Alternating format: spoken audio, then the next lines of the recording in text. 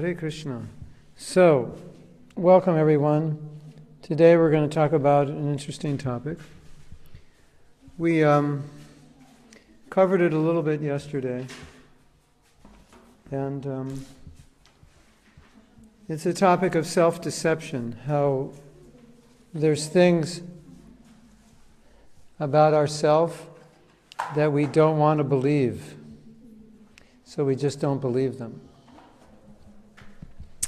They did an experiment where they took two groups of atheists, not atheists, agnostics, and they talked to one group about death, and they talked to another group about something depressing. And the group that they talked to about death, because nobody can deal with death, they started believing in God as a way to, you don't die, you go to heaven. So it turned agnostics into God conscious, at least a large percentage of them.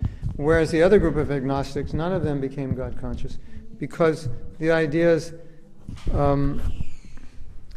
people, they'll come up with a story to explain things that they can't face. And they'll believe the story even if they don't have any proof. So these agnostics just wanted to believe in God to explain, to be able to deal with death. So even though they didn't believe in it, they start believing in something, kind of like deceive themselves to deal with a problem. Well, I'll give you another example. Think if you make an excuse. Instead of saying, I'm incompetent, you make an excuse, which is not true, and at some level you know it's not true, but at least if you have the excuse, then you don't have to admit you're not incompetent. Can you relate to that? Because if you make a mistake, and your ego wants to think, well, I'm too smart to make a mistake like that, so it couldn't be my fault. So you come up with a story that is somebody else's fault, so you deceive yourself so you can maintain that false conception of yourself. I'll give you an example. You do something, and it hurts me. So I believe my emotions are reality. So it's your fault that I'm hurting. That's my story. Is that true? Maybe I could have seen it in a Krishna conscious way and it wouldn't hurt me. But my emotions dictate my reality, so the reality is because of how you made me feel this way. Which is not true. This is how I reacted. But I don't want to think I'm an emotionally messed up person who blames people, so I will just say, no, I'm fine, but you hurt me, and therefore I'm hurt. So that way we deceive ourselves. The reality is that I didn't know how to deal with you. I mean, look at what Krishna says, be equal. Happiness and distress, victory, defeat, honor, dishonor. And now we get upset, throw out Krishna's instructions, blame it on someone else, but make believe I'm a great devotee. So by saying it's your fault, I say, no, I'm completely equipoised. It's just your fault. Otherwise, I'd be fine if it wasn't for you. You understand? It's a form of self-deception where the ego doesn't want to admit something, so it comes up with a story to explain it that's not true. Let's give some very simple examples. It's 9 o'clock at night, you should go to sleep. And you tell yourself, but I just heard about this one thing, I'm curious about it, I think I could use it, I just want to check it out on the internet. And you tell yourself, I'll just check it out for 5 minutes and I'll go to sleep. And you tell yourself that because you know every time you go on the internet, it lasts an hour. And you've never gone on for 5 minutes. And you tell yourself, I'll go on for 5 minutes. And after an hour, you pull yourself off. So you just deceived yourself. Right? You're not honest with yourself. It's human psychology. Oh, I'll just give me a little bit. I'll just take a little bit. When was the last time you just took a little bit? Oh, I'll just have one. Some people, they either will eat none or they'll eat a whole package. Because if they eat one and they promise themselves they wouldn't eat any, then they tell themselves, I've already eaten one, so what does it matter if I eat the whole package? It does matter, doesn't it? There's a difference. Self-deception. Isn't that amazing? And we could give hundreds of examples. Now bring that into Krishna consciousness. Do you want someone to tell you you're a fool? You're stupid, you're not Krishna conscious, you're a neophyte? Raise your hand if you'd like to be. Label all those things. Anybody. But what if we are? And the evidence is there that we are. But because we don't want to admit it, we'll deny it. We'll come up with a story to prove something else. You understand? To maintain that false conception of who we are, we'll rationalize, make excuse, come up with stories, deny. Even common evidence, we'll deny it. So that's how self-deception works. Now, yesterday we spoke a little bit about pride. And I think one of the challenges we have as devotees is that although this sounds strange, but in some cases it's harder for us to recognize our faults because we're not supposed to have any, because we're devotees. You understand? I mean, I read the books, and the books say, I'm a devotee, so I have all the good qualities of the demigods, and it's those people out there that have all the bad qualities.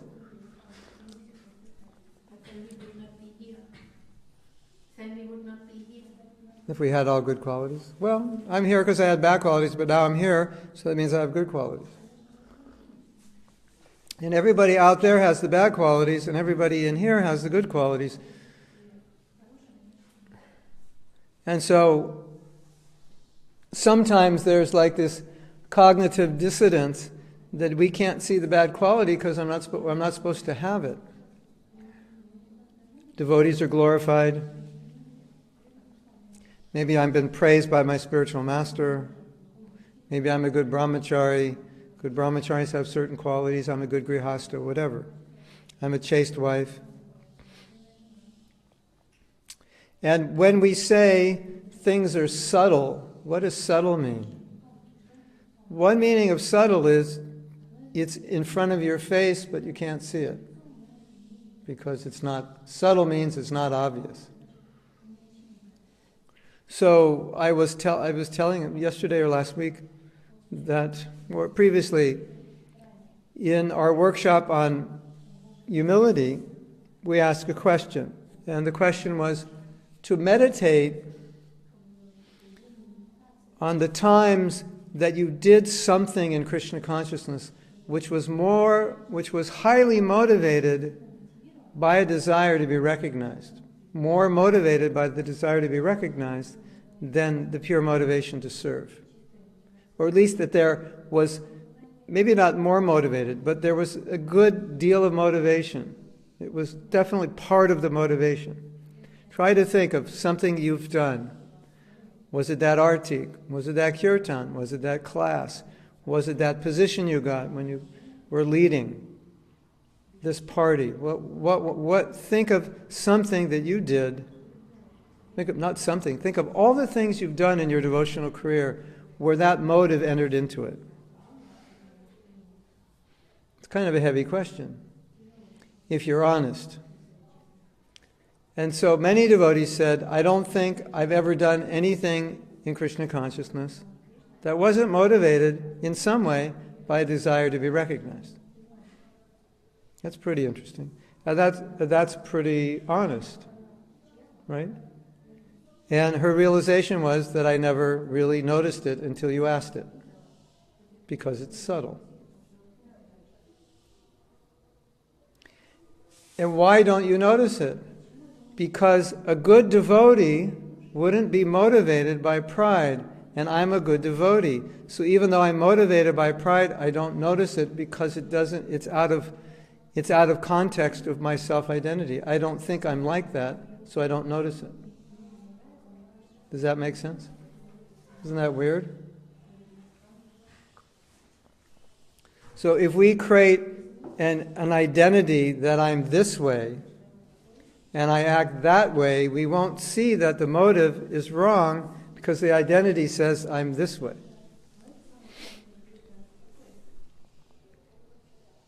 You understand? Someone have an example like that in their life?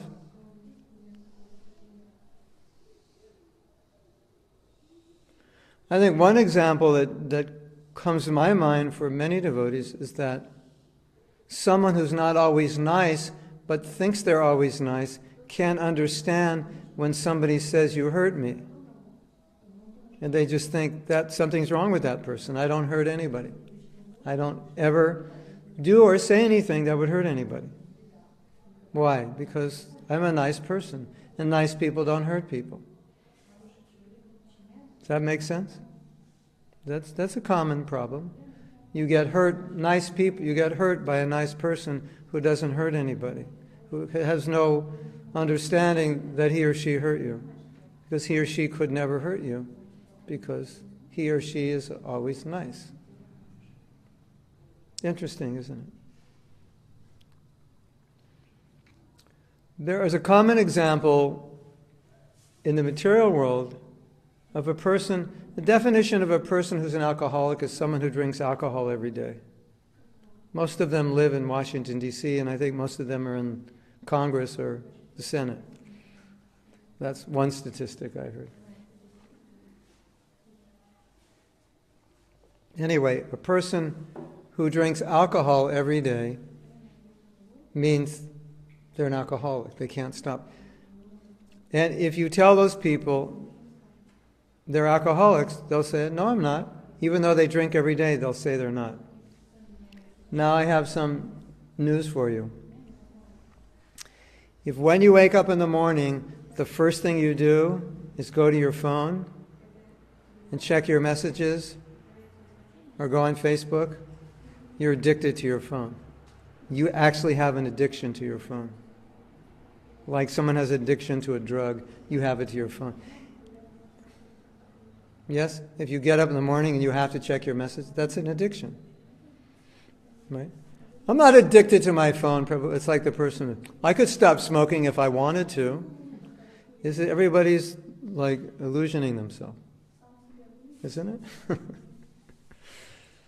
You agree? Yeah. So these are examples. So now, in our lives, pride is one of the most subtle.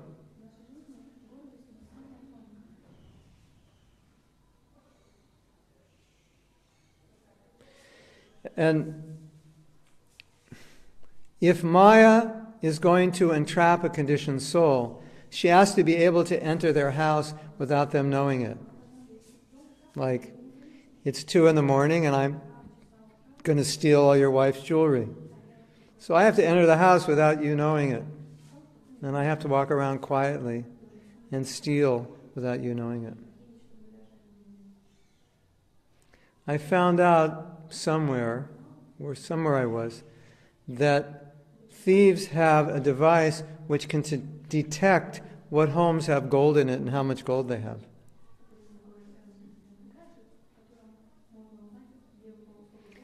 So they find the right house, they check everything out, and they have to be able to get in without being noticed.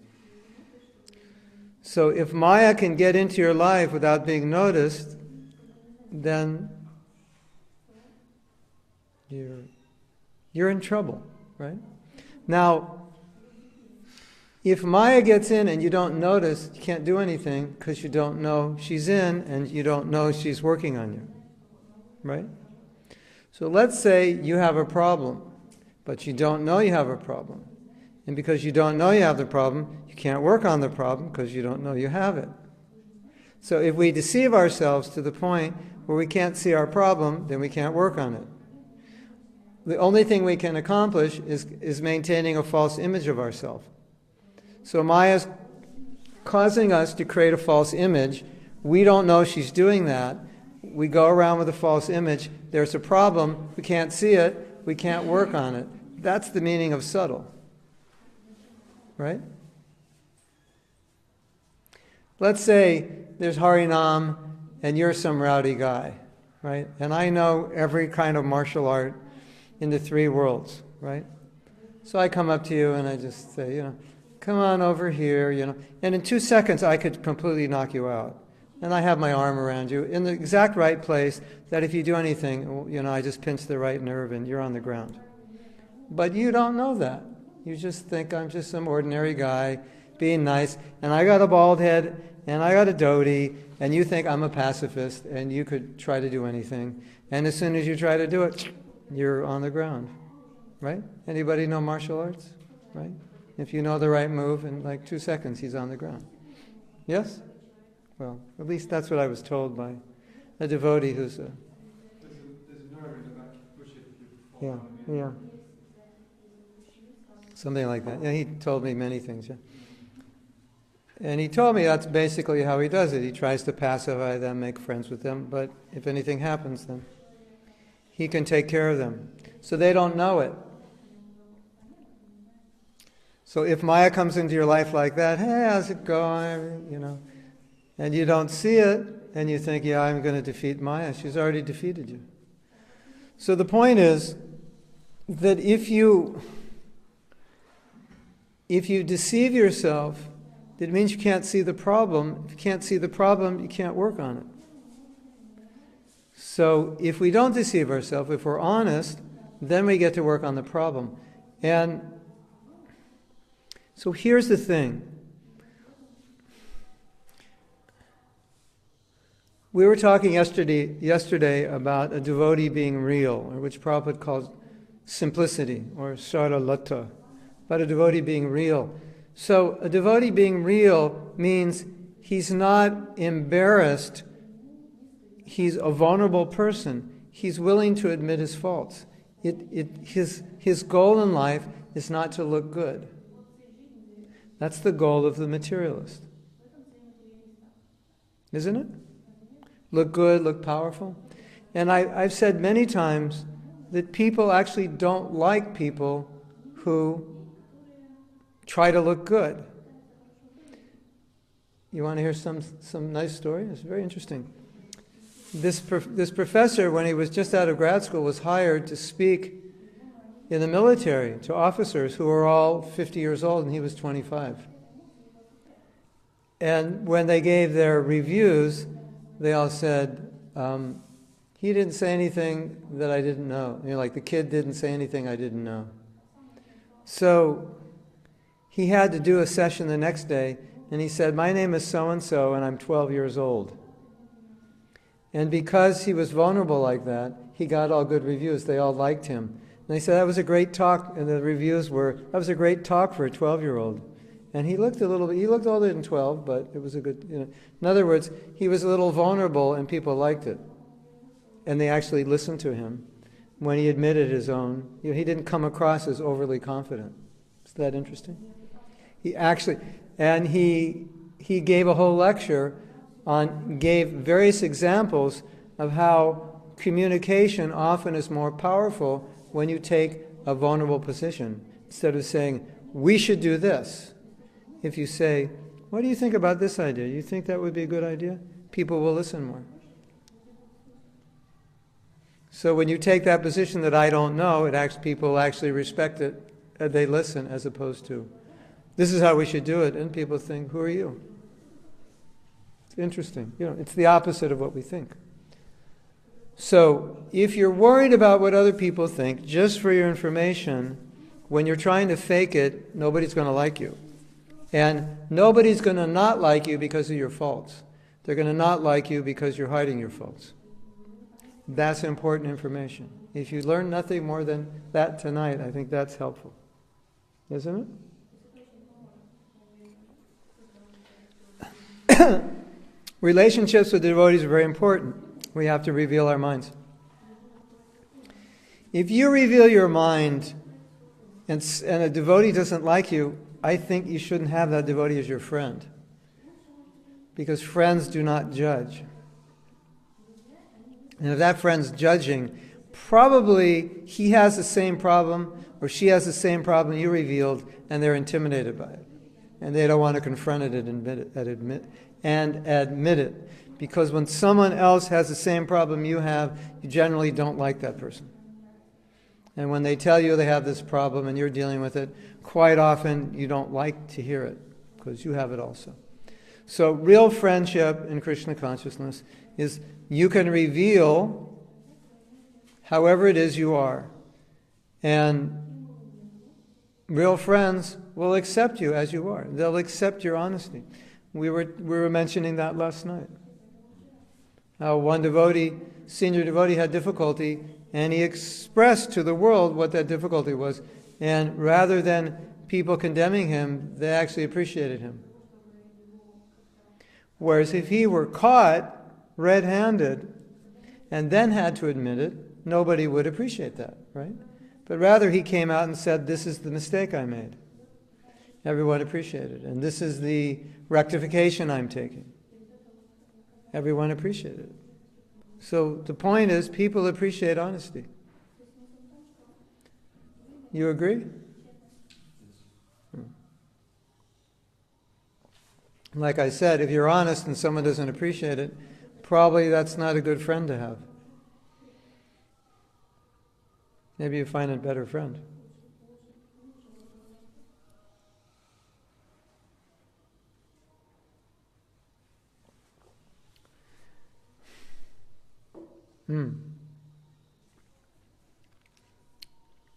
Can someone think of some examples of self-deception in Krishna consciousness?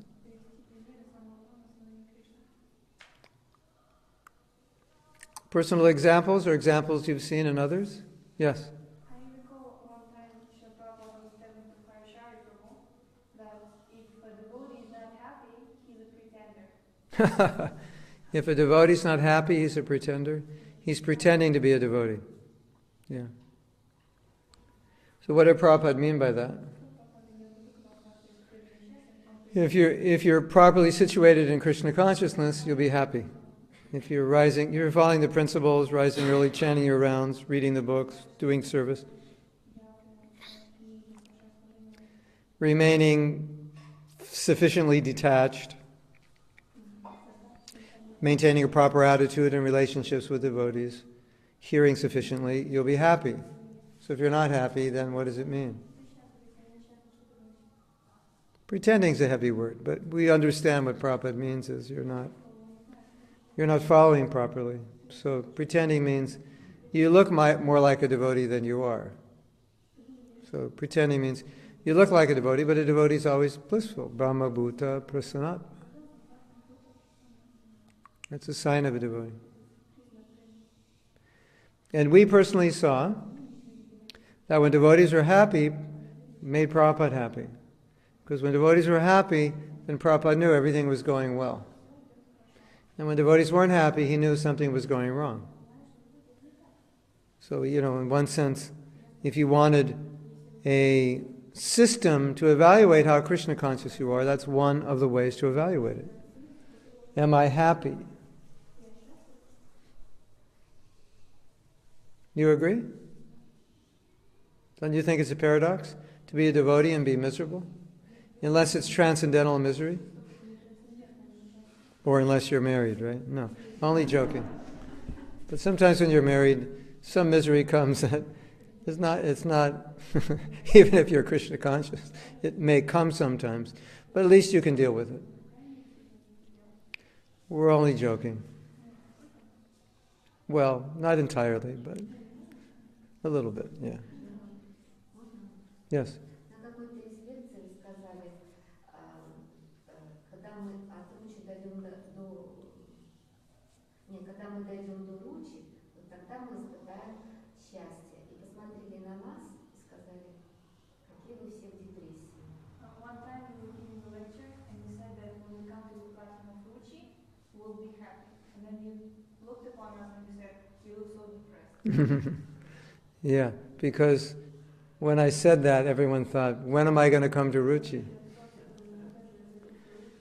What I meant by that on the stage of Ruchi, you'll be happy because finally, now, everything you're doing has a taste.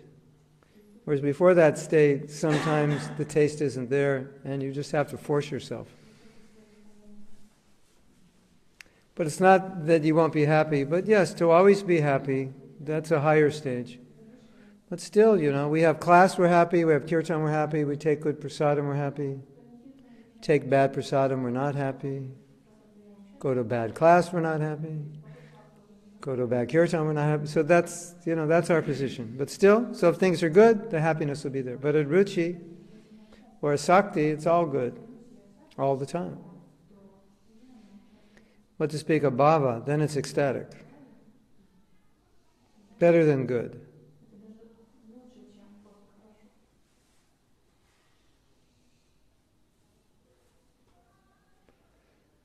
So what can someone think of an example of self-deception?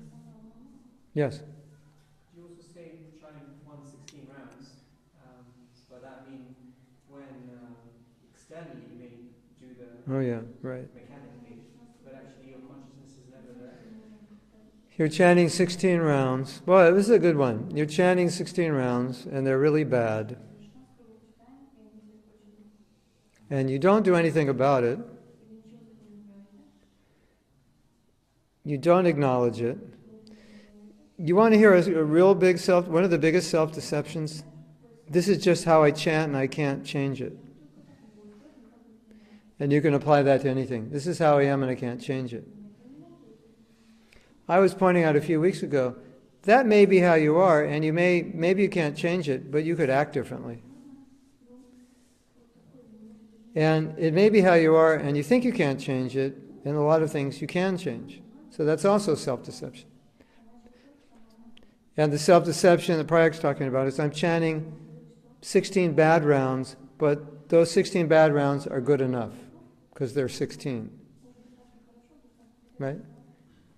My rounds are bad, but they're good enough because they're 16.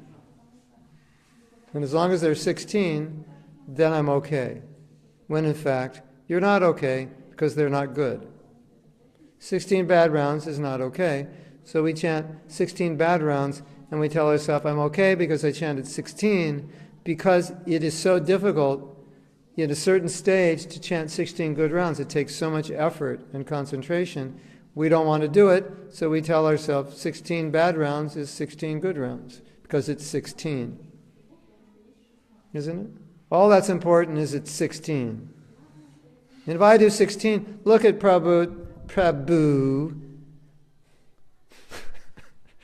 You ever heard a devotee say, Prabhu? That's when they're angry. Prabhu means master. Master! Let me tell you something, master. Prabhu.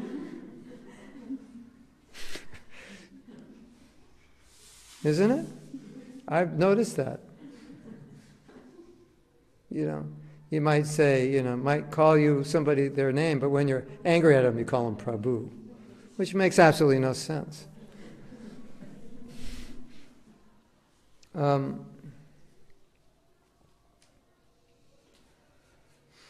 I chant 16 rounds.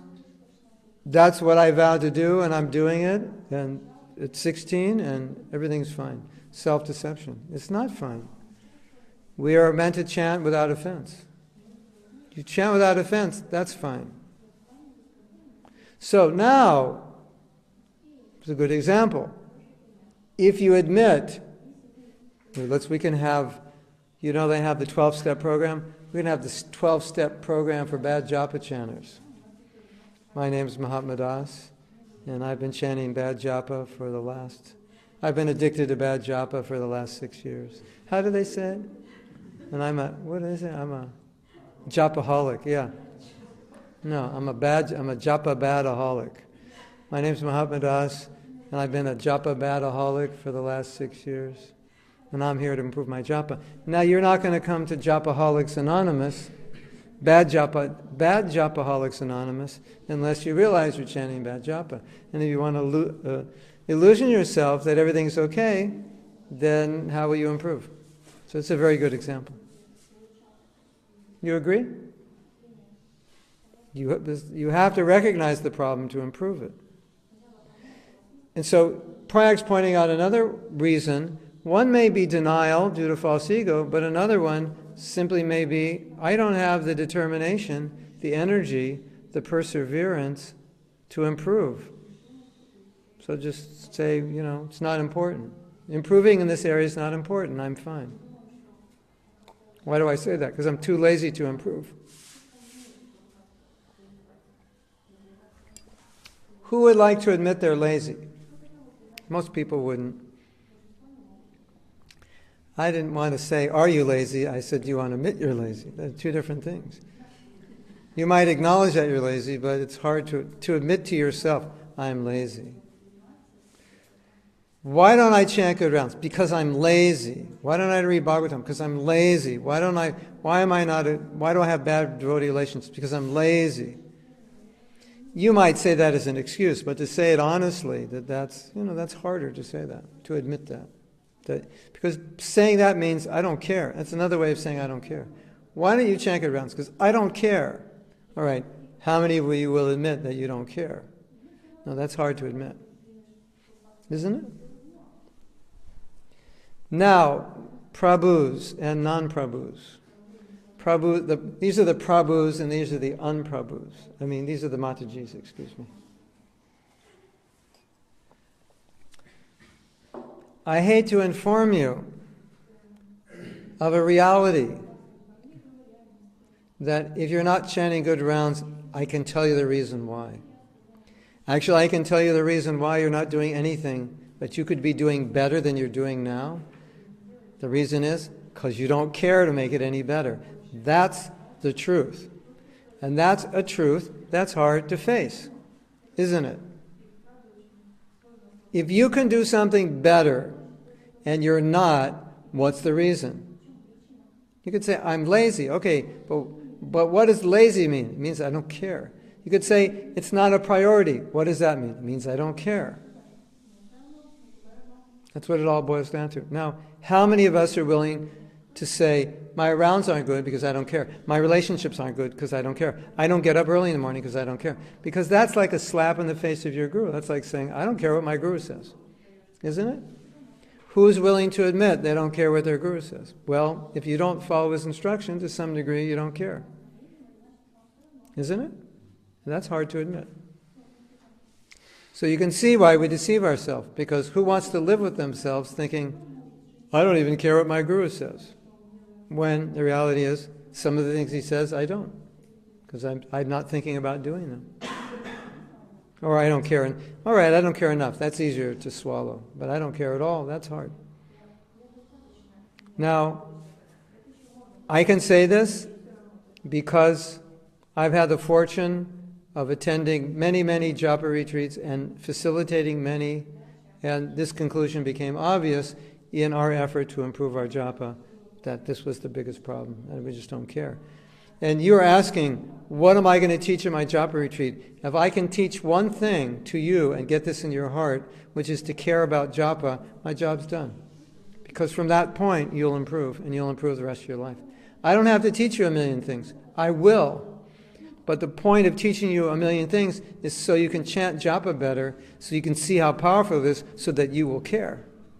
Because if you leave the japa retreat and you don't care, I failed.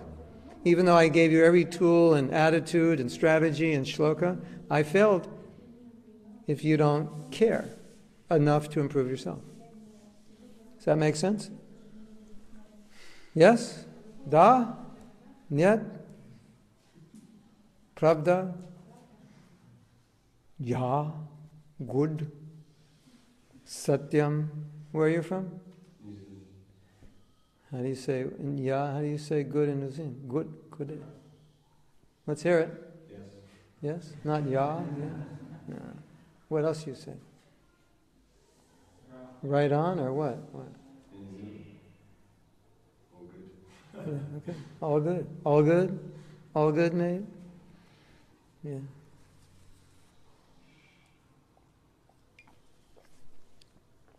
Very good example. Maybe we should entitle this course, this class today, When Will I Care?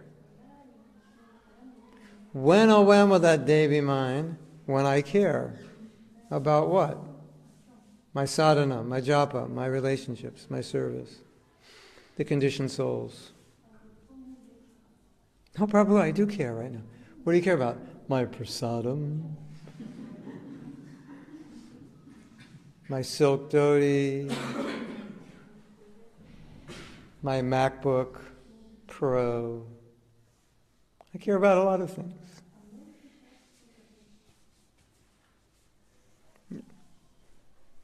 What else? Someone have another example of how we could deceive ourselves?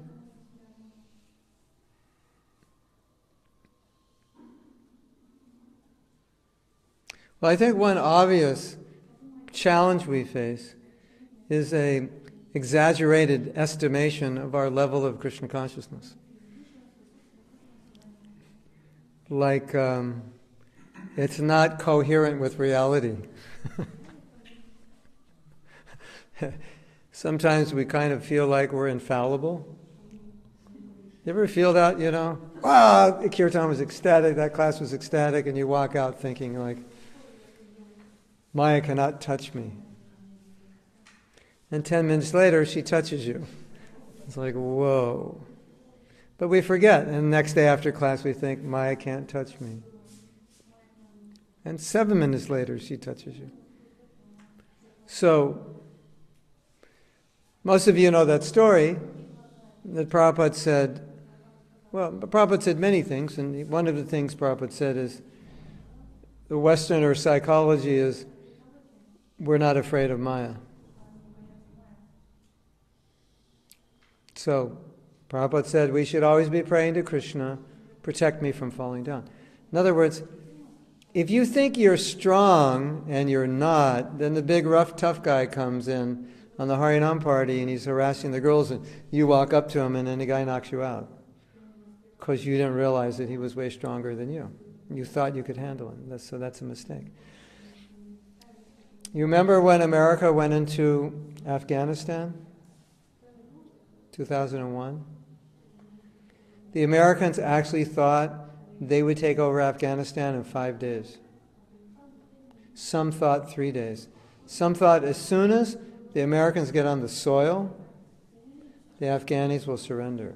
Saddam Hussein will surrender. They'll just see that they can't fight. And having lived in India, knowing something about Middle Eastern has that Kshatriya spirit, I thought, there's no way that's going to happen. They have no idea what they're getting into.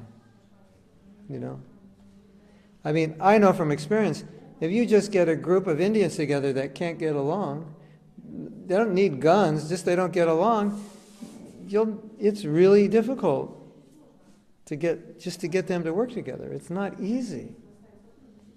Passionate people, certain cultures, strong-headed.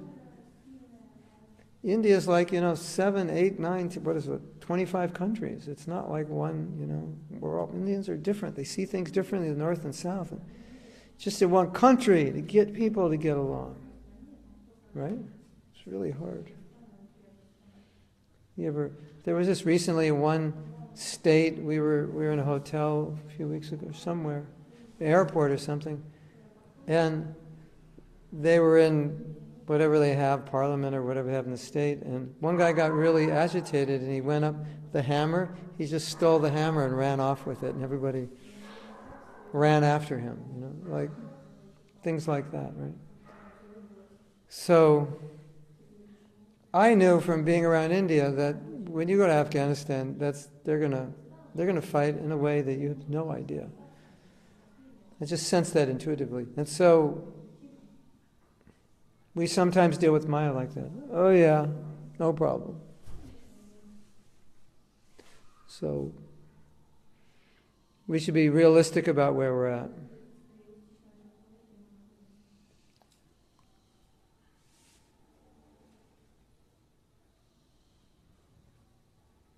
Okay, you want to have a reality check? Check this out. From today forward, Lord Chaitanya has decided no more Hare Krishna mantra. He removed it. And you say, how can he do that? And he made it so nobody could chant Hare Krishna. You just physically can't do it. Actually, you can't chant any mantra. Okay, now imagine how Krishna conscious you'd be. You try to go Hare Krishna and you can't. You try to say Jai Govinda and you can't. You can't chant. How Krishna conscious would you be? On a scale of 1 to 10. Wow, I forgot to turn this on. Amazing. That's because the card is full. Oh, I guess it turned off. All right. Guru Nista, you're going to have to, if you're here listening, you're going to have to use this recording to get the audio. So how Krishna conscious will we be on a scale of 1 to 10? No Maha Mantra. Very quickly, exhale. Yeah. About as Krishna conscious as you're, not very Krishna, right? So now, I think I'm strong. Why am I strong? I'm not strong. I have the Maha Mantra. Maha Mantra strong.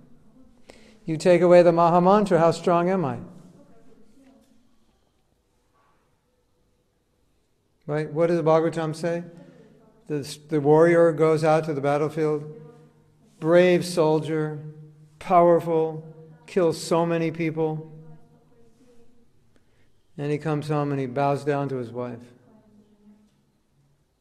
Please, let me enjoy with you. So Bhagavatam says, by the mere movement of the eyebrow of an attractive woman, a man is finished.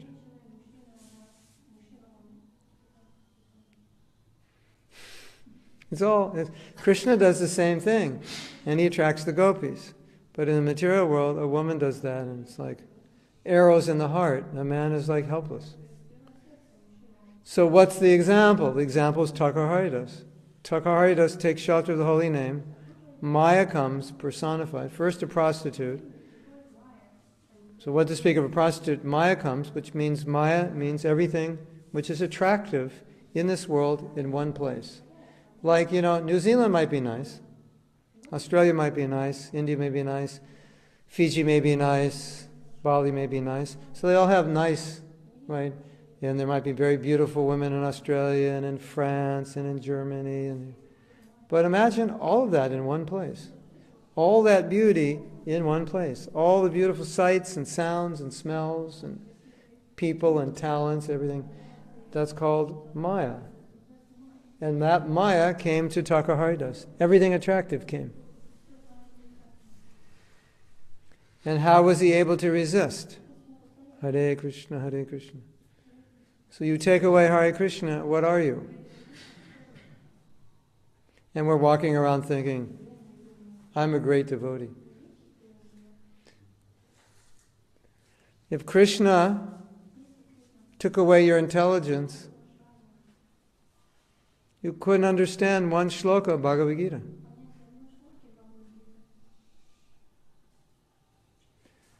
So because we engage in devotional service, we follow the process, Krishna gives mercy, He gives intelligence. That's our strength. It's not us. It's coming from there. Right? And if you understand that, it's easier to be humble and realistic about where you're at. Because you don't identify Krishna's mercy and His spiritual energy as your power. It's not your power. It's a gift. And that's why great devotees who are so advanced are saying they're nothing, because they see their advancement as Krishna's mercy and His power, not their own. It is said, this is amazing. Should I tell you something amazing? Who wants to hear something amazing? If you didn't raise your hand, you have to go outside. You can't hear it.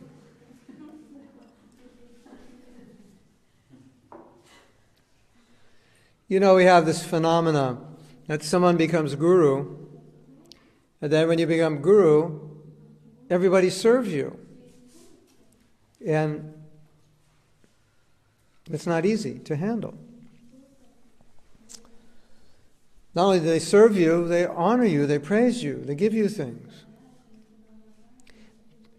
And then worse than that, they tell you how great you are. What if every day people told you how great you were? Think it'd be hard to remain humble? You are amazing. It's only by you that I'm even here in Krishna consciousness. Without you, I'd be on the street. You are the personification of divine mercy. And you have to hear that every day. Now, you could start believing that you're special. That maybe you were actually an incarnation in your last life who reappeared as a bodhisattva to come and, you understand. It's not easy to hear yourself being praised. And then you may start to think you're actually special. You may become proud and so forth. So Srila Bhaktisiddhanta Saraswati Thakur said something which I found so powerful. He said that no matter what happens to a pure devotee, no matter what position he's in, no matter how many followers he has, how many resources he has, how much honor he has, buildings, money, whatever, none of that can ever budge him from his realization that I'm an insignificant servant. Nothing can move him from that. Isn't that interesting? If I just say, Prabhu, you're really intelligent, immediately your blood pressure rises, isn't it? Your back goes straight. And you think, I always knew I was. Glad someone recognized it. And you're starting to feel good. Right? So what Bhaktisiddhanta is saying, that no matter what a pure devotee gets, nothing will move him from his realization that I'm insignificant and I'm a servant. Nothing can budge him. When we become proud, we get moved from that realization that I'm insignificant and I'm a servant. Isn't it? So if you realize any significance you have is coming from Krishna, you can always remain on the ground. And you can always be vulnerable because you're not trying to prove that you're anything, because you're always in the realization that you're nothing. And if you're always in the realization you're nothing, really you can't be offended. Someone will say, you're just a big fool, and you say, I know. I tell myself that every day. It's just no news to me. I appreciate you telling me. I just want you to know that I also know it. It doesn't throw you off, because that's where you're living. You're not trying to show to yourself or to others you're something else. You're always realizing that what you are is coming from mercy. Hare Krishna, Hare Krishna. Take that away, what are you? Okay, let's have a little exercise. We take away the Maha Mantra, we take away all mantras from our life, and now I'd like you to write your autobiography for the rest of your life. What's it going to look like? It's not going to look like it was since you became a devotee, is it? It's going to look different. All right, let's do something even more drastic, or doubly drastic. We're going to take you away from association and put you in a cell, solitary confinement, put you in Brahman, just you and yourself. And you're not going to see another devotee for 10 years. How do you think you're going to be doing in 10 years? Mr. Proud, I'm great devotee. How are you going to be doing in 10 years? How many of you think you'll still be a devotee? Raise your hand. Without devotee association. Look how puffed up she is. Oh my God. She wants to be a devotee. Yeah, we should have that determination, but realistically we know that would be hard. It'd be a good chance we would be not doing well, right? So these things should, this is reality check for us. This is real. Without the holy name, without the devotee association, without hearing, how strong will I be? Yes? Yes? At what point does that knowledge that we are actually nothing, at what point is that a risk of becoming low self-esteem? Okay, that's a good question. At what point is it a risk that I'm nothing becomes low self-esteem? There's no risk if you don't have low self-esteem. And if you have low self-esteem, there's no risk because you already have it. It'll just make it worse. It's not going to throw you into low self-esteem if you don't have it. It'll just multiply it. It could multiply it. But you see, people who have healthy self-esteem don't get thrown into low self-esteem by people telling them they're bad or realizing they're bad. They just it doesn't bother them. It's like, yeah, everybody's imperfect, everybody's bad, and I'll work on it. That's how they take it. Arrogant people would have a problem. It would be very difficult for them to notice their fault and very difficult for them to deal with it. And people with low self-esteem, they would have a problem. But if you have healthy self-esteem, that kind of humility is not going to throw you. There has to be something it connects to. Right? You see there are many devotees in our movement who are very vulnerable. They're very open. They're not trying to show themselves to be something they're not. And they don't have low self-esteem. You can only be that vulnerable if you have healthy self-esteem. You actually can't do it if you have low self-esteem. It's too painful. You'll avoid it. You have healthy self-esteem, then you can admit your faults, and it can be a very positive experience. Right? That's why I say, if I see someone who has low self-esteem, I generally don't talk about humility, because it'll add salt to the wound, because they won't be able to really understand the difference. Clearly, sometimes they can't understand the difference between low self-esteem and humility. And they'll just take humility as low. And you can't instruct a person, you should improve in this area. But a person with healthy self-esteem has an easier time becoming humble, because they can look at the fault and say, oh yeah, it's a fault, I need to work on it. There's a devotee who's a psychologist, and she told me that, she said, I forget the context, but she said, a person who has healthy self-esteem can make fun of themselves and just laugh. It doesn't bother them. But a person who doesn't, they can't do that. And I think that often, as a teacher in Krishna consciousness, it's good to be vulnerable, because if the teacher is vulnerable, then it allows the students to be vulnerable and stop deceiving themselves. Otherwise, we have an institution of self-deception where everybody's trying to show off for everybody else how Krishna conscious they are, because we feel that that's what we're supposed to do. So if you have healthy self-esteem, you can be vulnerable, and it helps other people be vulnerable. So vulnerable just means being real. This is where I'm at. And it's okay. Like Satsvarupa Maharaj, he was in the initial 11 gurus, and he was writing all these books about all his problems, which, some people didn't understand because it wasn't common in our movement, but it was an exhibition of humility.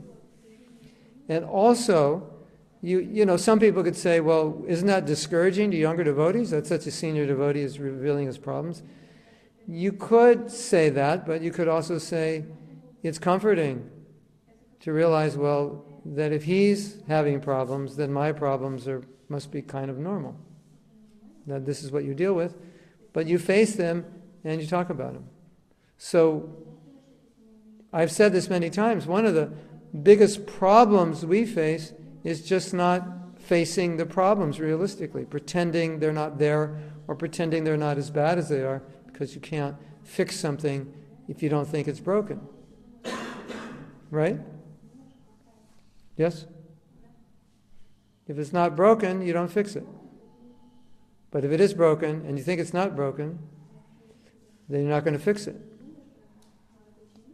So that's why it's so important to not deceive ourselves. So the next time you say, I'm just going to stay up for 5 more minutes, I'm just going to have a little taste of that. I can't change. You made me feel that way. All these things. Then think of this class and question that. Am I just deceiving myself? Am I not being honest? And then probably we can become aware of many ways we're deceiving ourselves.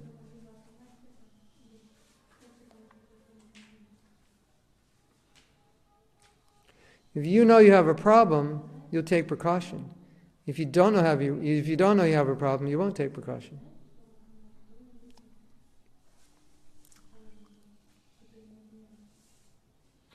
So you have any questions? Or answers? Or doubts? Yes? Я вот хотел спросить, когда он говорил сегодня о том, как Майя нас обманывает, но и мы не можем это сказать. Чаще у меня так сейчас происходит, что я вижу, что я полностью под таким прессом Майи, и что я просто бессилен вообще что-то сделать. И, You were saying about when Maya, she comes in and we don't even notice. And Prabhu said that he is facing challenges that practically all the time he feels how Maya is pressing him and he just feels himself to be helpless. Mm-hmm. ну, то есть, где черпать как бы какое-то вдохновение, когда ты чувствуешь, что все движет твоей тобой Майя, просто невозможно что-то сделать. Where can we Это find депрессивное состояние. inspiration? Because otherwise we feel ourselves to be like useless and Депрессивное состояние. even depressive kind of state. Maya is so strong that I feel, helpless, useless? Where can I get inspiration to overcome that? There's different ways you can look at it. But I think the problem is that you feel defenseless when you're not defenseless. That you have more power than you think you have, because your power is to take shelter of Krishna.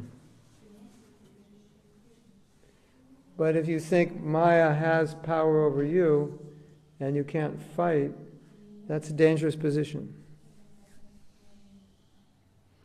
Because then you might think the holy name and the process is not powerful enough, because I don't feel I can fight it, when you can. So the first situation in dealing with Maya is that I have more power than I think I do. I have more choices to deal with Maya than I think I do. And that, as Prabhupada said, Maya's power is only in relation to your desire to be in Maya. So it seems like Maya is powerful, but it's not actually like that. Our desire is strong. So Maya is only as powerful as our desire to enjoy. It's not like, Maya, what are you doing? I was just sitting on the bank of the Ganga chanting my rounds and you just disturbed everything. It's not like that. Well, she didn't disturb the devotee next to you. She somehow or other missed him and got you. But why you and not him? Ну, даже с этим я согласен, как бы. Я хоть так посмотри на эту ситуацию, что я и так сознаю, да, мои желания такие сильные, да, и Майя такая. Я с этими желаниями ничего не могу сделать. No, that's the falsity. Then you can't. That's the problem. When you say I can't do anything about it, that's where Maya has got you around the neck. You see, because where there's Krishna, Maya will leave. Pravda? That's our philosophy. Да? Да? Ну, Кришна как бы не под нашему щелчку, он может быть рядом с нами. Там, когда Кришна захочет. But Krishna doesn't come right to us according to our like immediate desire. Whenever he comes, he comes. No, he comes. He doesn't come unless you invoke him. He doesn't just show up out of nowhere. You have to invoke his presence. So, Maya's got you around the neck. You have a weapon to push her away, but you're saying, I don't have the weapon, or I don't know how to use it. That's the problem. You do have the weapon, but you're not using it. Now, if you want to enjoy the material world, why would you use the weapon to get rid of Maya? Because Maya is the facilitator for material enjoyment.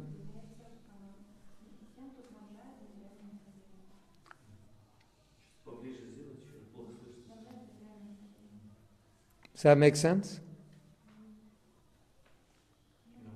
Yeah. So we have to look. Prabhupada's given us the process to get out of Maya. If we're not getting out of Maya, that means we want to be in Maya.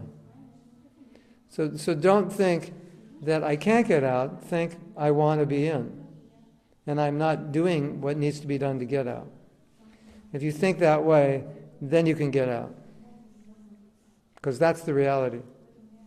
If you think, I can't do anything, I'm just chanting my rounds, and Maya just comes helicoptering down, surrounds me, and I can't do anything.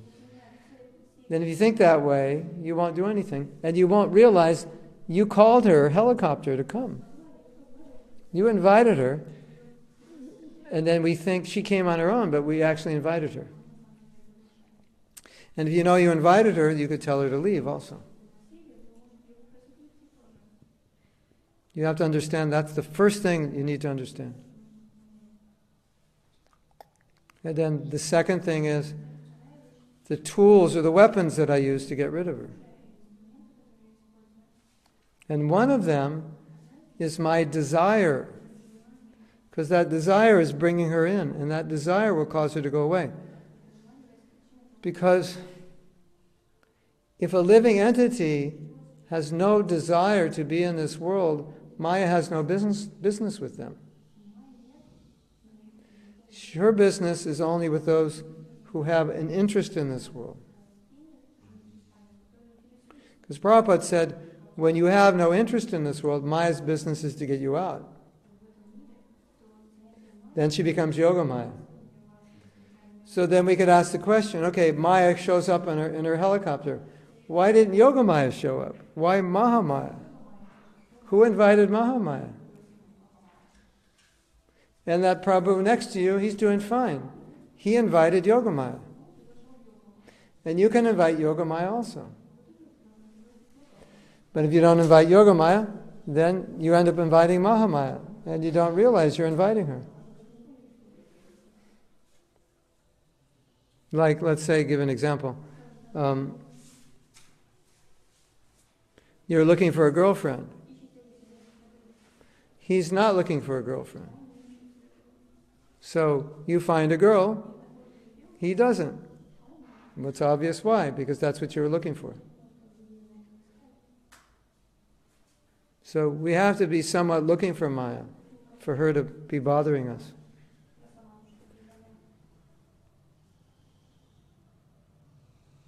And that desire that you have to enjoy Maya, you can control that. You can focus your attention on something else. If you know you can do that, it's empowering. If you think you can't do it, you won't try. Maya will come and you'll just put your hands up. Okay, shoot. I'm helpless. You're not helpless. You're never helpless. You have Prabhupada, you have his books. If you're in Maya, my first suggestion is, to anyone who's in Maya, read Prabhupada's books 2 hours a day. And in a few days, you won't be in Maya anymore. That's the remedy for Maya. I was saying yesterday, we were having a morning walk and I was explaining that Prabhupada's books reveals Maya's plan. She's coming from this side with this weapon. So now you know, Prabhupada reveals it. So now you know the plan, you can deal with the enemy. But if you don't read his books, then she comes, you don't know the plan. So read every day, 2 hours, you'll be fine in a few days. Yes? I'm just wondering about, sometimes we hear the devotees, or I say that sometimes also this is just a test which Krishna sends. But that means we in Maya, or do I mix up something right now? Well, let's say you have a certain desire, something that you're very attached to, right? So Maya is going to come to allure you. So then we'll say, this is a test for me now, because this is what I'm attached to. But how can she test you if you don't have an attachment? So, to say it's not like, I mean, if you want to say it in a philosophical sense, Maya's trying to get you back to Godhead, so she'll do something to make you stronger, in that sense, test you. But because she's testing you where you're weak, where your strongest attachments are, then it's because of those attachments that she's there. So I don't think we should think of it like, I was just doing fine, minding my own business, and then Maya decided to test me. And now I'm completely bamboozled, bewildered by all these material desires. We can't be bewildered by material desires unless we actually have them. So the tests always come from Maya and never from Krishna?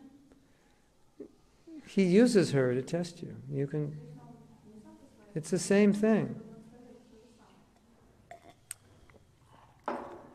Something's happening. Is this a test by Maya or a test by Krishna? Well, ultimately, you're going to have to do the same thing. It's a test, whatever teacher gave it to you. I personally always think of Krishna. I always think, well, Krishna wants to see what I'm doing. And if Maya's testing me, I always think if it's a test of Maya, she's doing that to strengthen me. Or she's doing that because that's my weak point, and if I give in, I'm finished, and if I don't give in, I'll become stronger. And I always think, Krishna's watching, okay. So Maya's testing, Krishna's watching, what are you going to do? Or Krishna said, test Maya, go test him this way, They work together. So any way you look at it, you could say both. Prabhupada did say, Krishna will test you. But he'll do it through Maya, and then he'll see your response.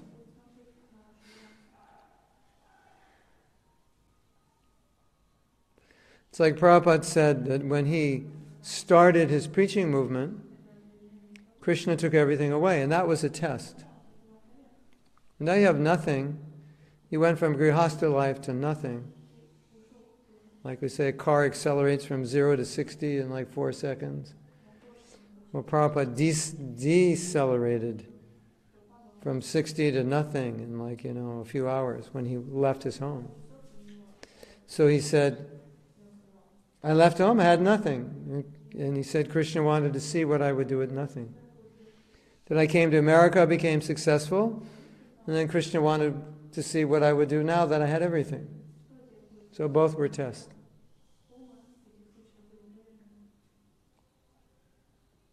So if you want to say, that sounds more like a Krishna test, right? You get everything. But whoever's testing, at least Prabhupada said, that was Krishna's doing in that case. So I think it's a powerful meditation when you're being challenged or when you're being tempted to think Krishna's watching and he wants to see what I'm going to do. So this person's bothering me, Hare Krishna. This situation is disturbing, whatever it is. Now Krishna's looking, what am I going to do now?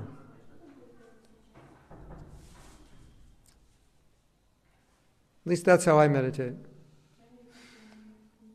So in that sense, I kind of see everything as a test. Right? И состояние здоровья – это тоже проверка, когда улучшается здоровье. The state of health can also be a test when your health crashes. Yeah. At any moment you can be Krishna conscious or not, so that means every moment's a test. Because you can always choose one or the other. Right? Ну, когда это состояние здоровья мешает внимательно повторять шагу. For example, when your state of health, it creates obstacles on the path that you're chanting, Yeah. makes difficulties. Yeah. Что делать? What to do? Try harder. Don't give up. Get an iPod. Listen to a lot of lectures. Do what you can do. Just do something. You have to adjust. You can't do what you used to do. Always relish Krishna consciousness. That's the answer. Whatever situation you're in, relish it. Hearing, chanting, discussion. Лила Кришна. Лила Кришна. Krishna's pastime, Krishna Lila. Think about them. What about them? Слушать, читать, Hearing, reading, Talking, discussing, обсуждать. everything. Всё. Writing,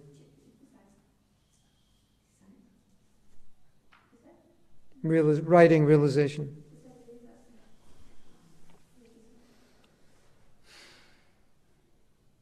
Right now we're all being tested. Just look around the room. You could look at any one of these devotees and have any variety of thoughts. Oh, she's German. Germans. Ma! You could have that thought. Right? So that's a test. You don't like Germans. I'm American. Americans. Worst country in the world. So everything can be a test. Right? I'm tired. It's 7:20. I feel like going to sleep now. But I know if I go to sleep, I never get up before 5. So even if I go to sleep at 7:30, I won't get up till 5. That's a test. I'm starving right now. I'm not going to get home till 9 o'clock. I have service. I'm going to come home starving. And every time I eat at night, I don't get up and I get a stomachache. That's a test.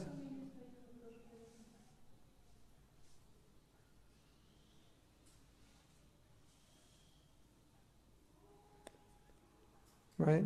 Brahmachari walks in the temple. There's 800 women in the temple. When does a man ever see 800 women in a temple? Hardly ever. That's a test. There must be one of those 800 that he could be attracted to. Maybe more than one. Right? It's a test. Just walking in the temple is a test. Am I going to think of Krishna or think of something else? So every moment's a test. I go home after class. Now what do? I could eat, I could sleep, I could read, I could do so many things. What am I going to do? Test.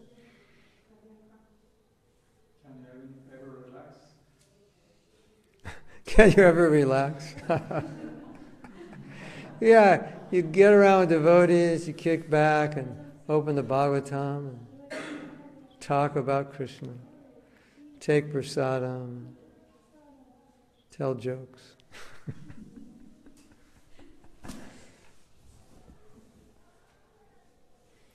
You relax with your friends, but if your friends are Krishna conscious, then you're okay.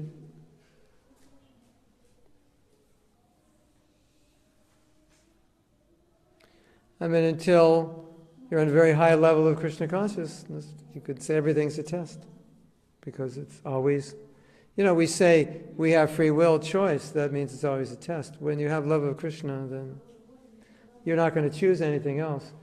But until a higher level of Krishna consciousness, you're always dealing with that. So everything's a test.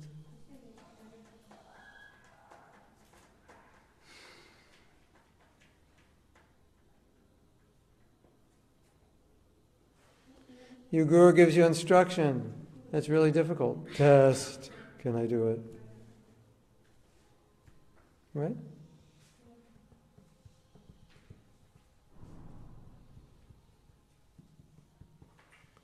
You go on the internet. Test. What are you going to do? There's a lot of things you could do on the internet, right?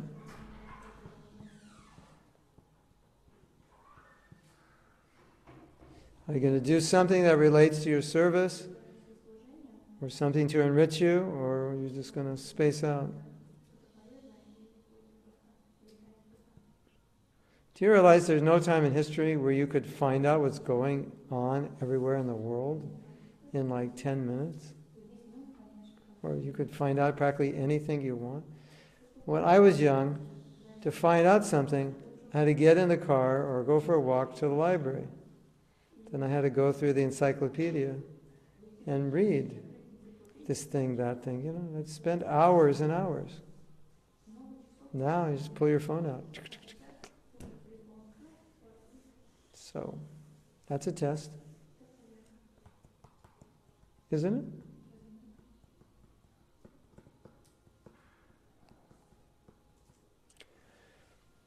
So, all of us have some weak point or a few weak points. And those weak points are where we're being tested. And those are the things we need to strengthen. Wherever your weak point is, you have to become aware of it, you have to admit it, and you have to work to strengthen it. Because no matter how strong you are, your weak point is what's going to cause your problem, not your strong point. It's the weak point. Your strong points don't always make up for your weak points. Sometimes your weak points live on their own and can then destroy all the strong points. In other words, sometimes becoming strong in one area doesn't always affect the weak point. You have to go in and work on that. So we should know our weak points and then try to make them strong. Yes? Sometimes the subtle things which may not be so apparent Yes. that make us weak. So to quote an example you used earlier in the lecture, if someone's addicted to their phone, Right. they may not see that as such a detrimental thing. Right. So Phone addiction how can we... is not, you may not see phone addiction as detrimental. Yeah, I guess that's also one of the reasons why a lot of devotees are in self-deception, was the word you used, Yeah. because they're not aware of... Yeah. All right. That's a very good point. He's saying you're not aware that something's wrong, so because you're not aware it's wrong, then how can there be self-deception? Because you're not even aware of it. So the answer is become aware. The 11th offense, have your phone on while you're chanting japa.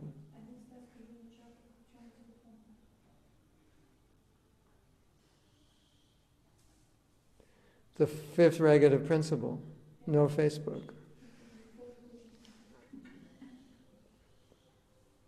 What are the principles? No meat eating, no intoxication, no illicit sex, no gambling, no Facebook. At least not before 10 o'clock.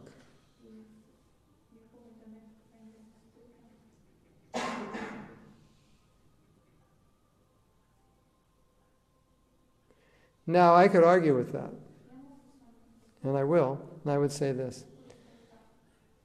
If you're chanting your japa and all of a sudden, you're texting, because somebody on the other side of the world just went out to go Vindas and they're showing you their pizza and, look at that pizza. And you don't realize there's something wrong with that, then you deserve to be in ignorance. That's your prize. So sometimes to say I didn't know when something is that obvious, it's not a good sign. Prabhupada didn't say in his books no cell phones, but he said enough things that we would conclude that's probably not the best thing. So, you can either chant and be happy, or you could chat and be happy. But Prabhupada never said chat and be happy. He said chant and be happy. Therefore, the 11th offense is to have your phone on when you're chanting japa. Otherwise, it'll be chat and be happy rather than chant and be happy. Okay, we can stop. Everybody's good? Yeah, I have a question. Yes? Sometimes we invite Maya because Krishna consciousness looks so dry. No happiness at all. Oh, yeah. If some happiness right now, don't get it, so we invite Maya She's saying, to get some relief of dryness and some boredom. we invite Maya for some good, clean fun.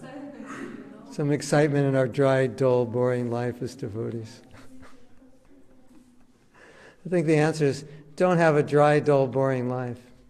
Make it exciting. Make it exciting in the Krishna conscious way. By doing service that excites you. And by learning how to chant, is it sweet? Sweeter than ice cream. Of course, you can do something with your friends, get together and have some borscht or something. But, you want to do it in Krishna consciousness.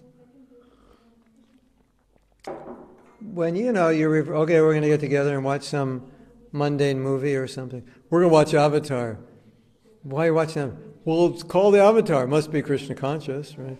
And then you watch a whole movie, there's nothing Krishna conscious about it, but it's just from the Mahabharata, you put that together, you try to make some excuse that, I got some rasa out of it. It's not really what we want to do. Prabhupada used to make fun of the grihastas. He said in the evening, if they're not in class, that means they're home watching movies. Those days there weren't movies at home. He means they're out at the movies or sleeping. That was his analysis. Because the devotees live across the street from the temple. And the grihastas all got off work at 5 o'clock.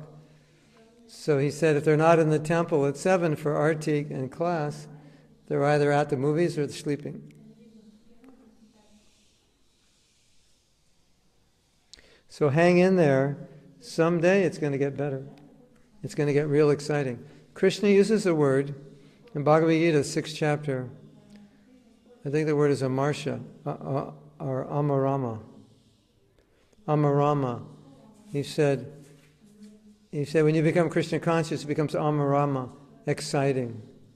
Antar amarama, exciting within. So one day it's going to be exciting within.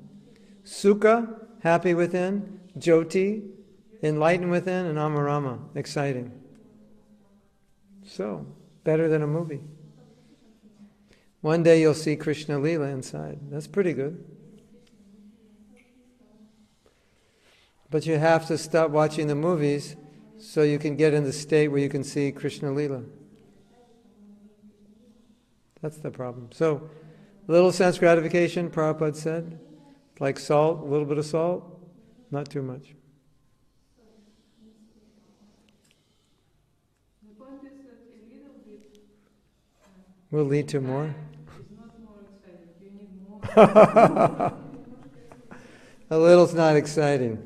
You need more. Better avoid it. I mean, I had that realization before I was a devotee. The more you do it, the more you want it, and it's never going to end. So I just thought, just better end it. Stop the whole cycle. That's exciting, if you can stop the cycle. Don't you think? That's more exciting? To give up the things that you're attracted to that won't make you happy, that's exciting. Makes you feel good, powerful, satisfied.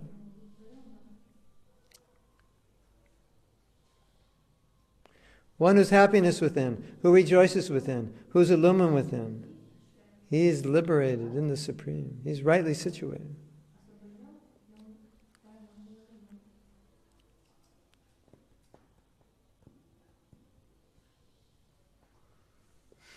Krishna consciousness is better than Disney World.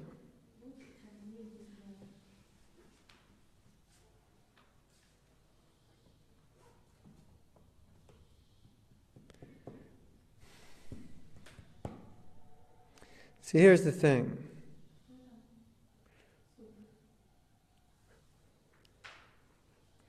We have to learn how to relish Krishna consciousness. Because if we don't, we're going to end up in this situation, trying to relish something else. So always talking about Krishna, improving our japa, reading every day Prabhupada's books, having nice relationships, doing service that inspires us. That's what's so important. Because if we don't do that, then we're in trouble. Right? So, smart devotees, they think, I have to relish, I have to do things to relish Krishna consciousness. Somehow or other I have to find that juice. Because that juice is most important. So just try to get the juice somehow or other. Just get it. Any way you can.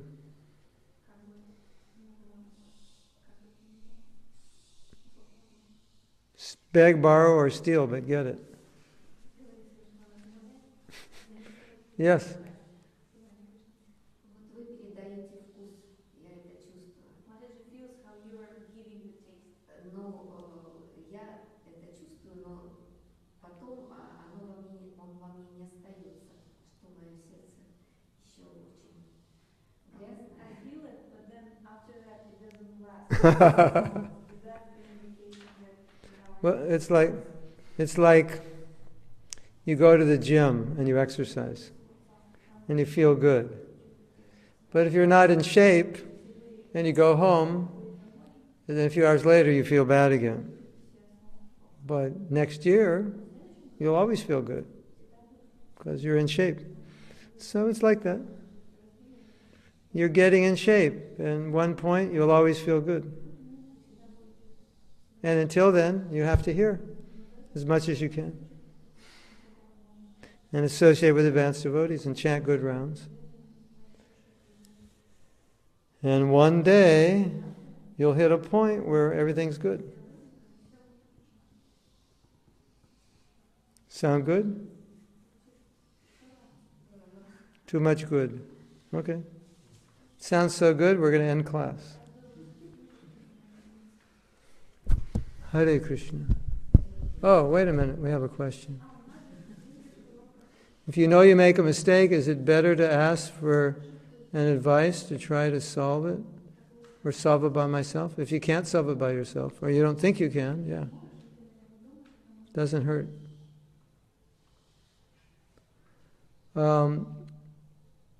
Lomas is asking, when will we be able to see Krishna?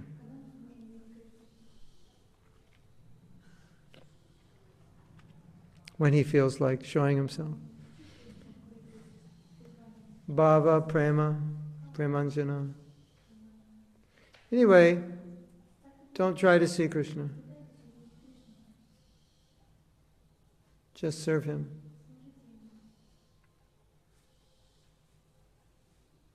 And you can go to your local Hare Krishna temple and see Krishna. You can look on the cover of Bhagavatam and see Krishna. It's all the same. Okay. Srila Prabhupada ki jai. Gauda Premananda.